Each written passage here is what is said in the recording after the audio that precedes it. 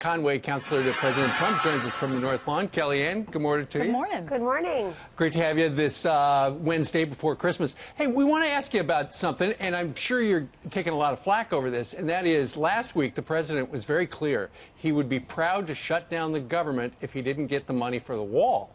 Well, now it sounds like the only deal on the table is a CR, a continuing resolution that would fund the government at the current levels, and there's no money for the wall, which means when Nancy Pelosi takes over, the ball is in her court, and she's probably not going to give him anything. What's up with that stand? Well, first of all, let's not all acquiesce to the ridiculous soundbite that this is about a wall. They're trying to make a wall, four-letter word, when the president's been talking about border security all along, as have the Democrats until he became president. In 2006, they voted for the Secure Fences Act. That included Schumer, Hillary Clinton, Barack Obama, Joe Biden. 26 Democrats voted for that. This past July, 10 of the 15 Democrats on the appropriate committee, the relevant committee, voted for border security. Chuck Schumer made joyful noises about the time. But the president has no leverage. He's got no leverage. That's not true. The president always has leverage. I disagree with that. Where does it come from? Where does it come from? Well, the Republicans, look, I think the Republicans often take the path of least resistance, and they're giving up their majority soon. Paul Ryan doesn't want the wall.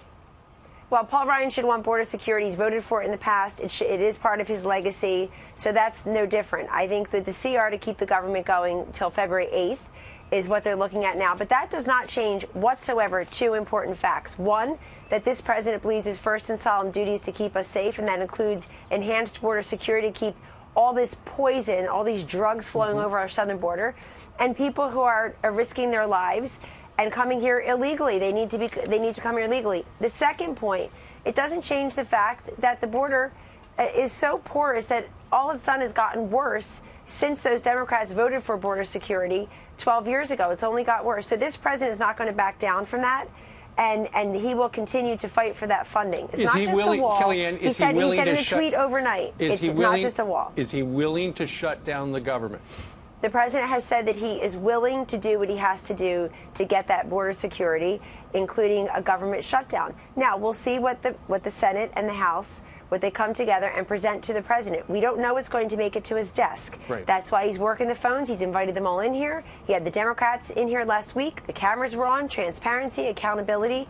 But they also need to get serious about making a deal. They've got a lot of left-wing elements in their party now pulling them away from common sense solutions like enhanced border security. Nobody with a straight face can tell us that our border is working. But they are with a straight face. They're telling you this, even though they're on the record of doing other things. So the game you're in right now is the president really has no leverage because the Republicans didn't even present a plan for a vote. It didn't even get through. The $5 billion couldn't even get through the House. And let people see that. But the president has also said, and I've been in some of these meetings, there are other ways for him to get that money. And he said, quote, one way or another, he'll get the money for the border security. All right, people who voted for him. There are other ways to get that. People who voted for him and want the wall and went to the polls to vote for that wall, they want to know how he's going to do this, and they want to know why he seems to be softening his stance this morning. The president is not softening stance. He has a responsibility to keep the government moving forward, and he has a responsibility to get border security. If he could do it by himself, he would have done it already. We are relying on a Congress that has proven many times, like with tax reform and deregulation, obviously two great Supreme Court justices, they're willing to come up and make a move. Yesterday with historic criminal justice reform, but on this, they're walking away, and I think that's why some of them lost. To be honest with you, well, it does. You're absolutely right. It looks like a lot of Republicans in Congress are not helping him up.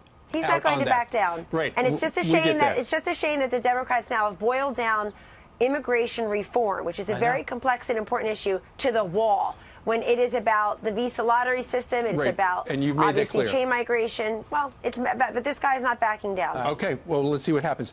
Meanwhile, let's talk a little bit about what happened yesterday in the courtroom of Judge Emmett Sullivan. We all assumed Mike Flynn was going to be sentenced. A lot of people thought he was going to walk free. And then, the judge came up, charged him with a crime he did not commit. Then he later walked that back, and he said, I didn't mean to suggest he had committed treason.